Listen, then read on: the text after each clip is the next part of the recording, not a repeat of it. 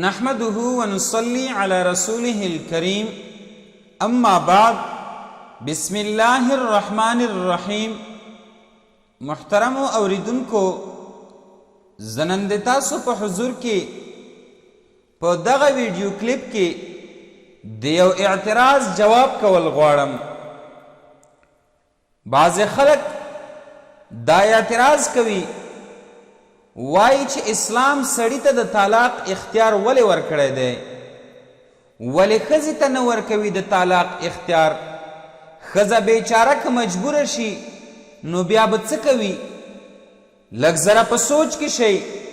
اسلام ټول بوج د ښځې په سړي اچولی دی، د ښځې خرچه ټوله په سړي ده. ولې نن دا خبره جدید تحقیقاتو هم تسلیم کړې ده چې ښځه فطري طور سره د سړي نه کمزورې ده. ولې د ښځې ذهن هم کمزوری وي.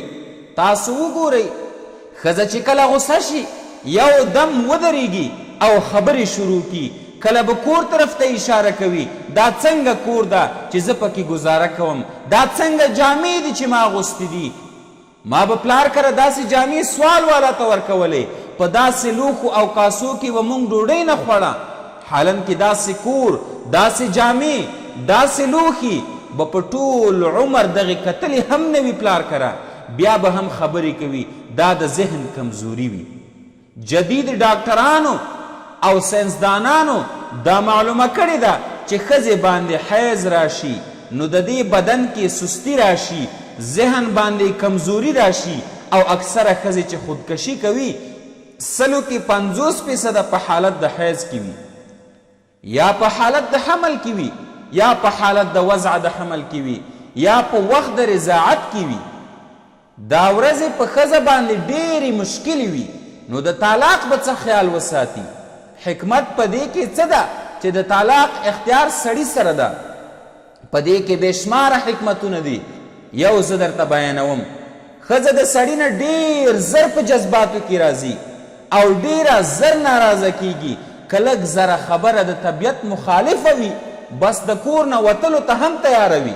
دا هم یو حکمت ده.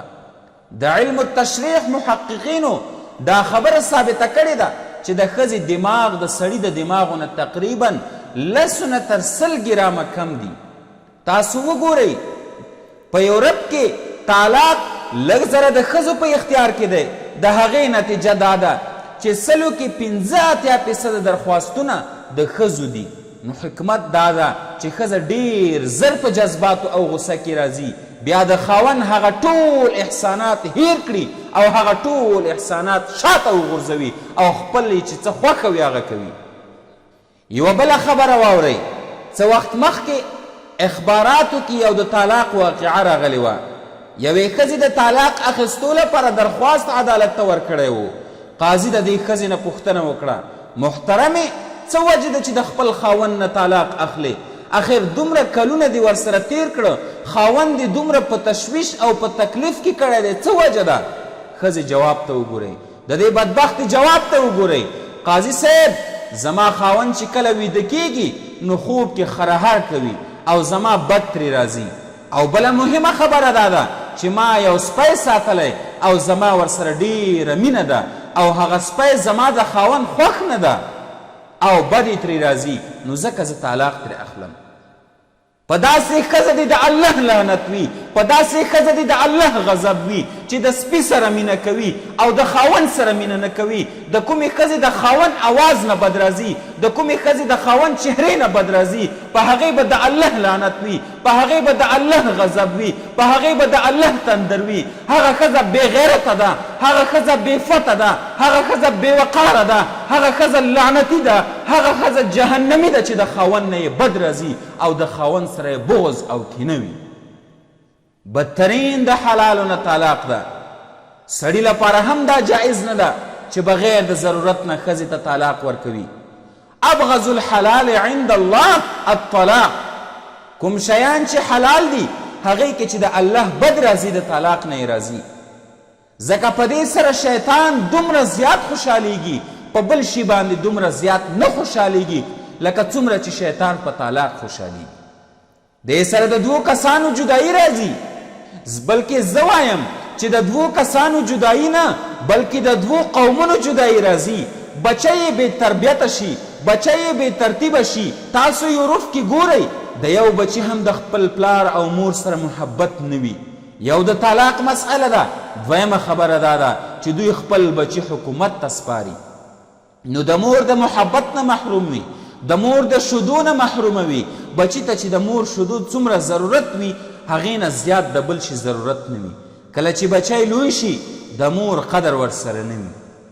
یو وخت داسې وي چې مور او پلار خپل بچی حکومت ته سپاري، بیا یو وخت راشي چې بچی خپل مور او پلار حکومت ته سپاري. د هغه ساتل ور باندې لوی بوج وي. قربان د اسلام نشم، زار د اسلام نشم، د مور او پلار یې څومره قدر ښودلی دی. د مور او پلار چې څومره عمر زیاتیږي هغومره قدر زیاتیږي، په زامنو خرچه لازمیږي، عزت یې لازمیږي. اسلام چې یورې کومه فیصله وکړي، یورې کوم حکم وکړي، په هغې کې بیا خبرې کول دا ناجائز دي او دا ګناه ده.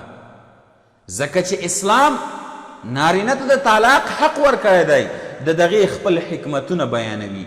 الله تعالی دې موږ او تاسې په معاشرې کې داسې جګړې او داسې فتنې نه را پیدا کوي چې هغې سره د خاوند او د بیبي په منځ کې جداوالي سبب ګرځېږي. آمین یا رب العالمین.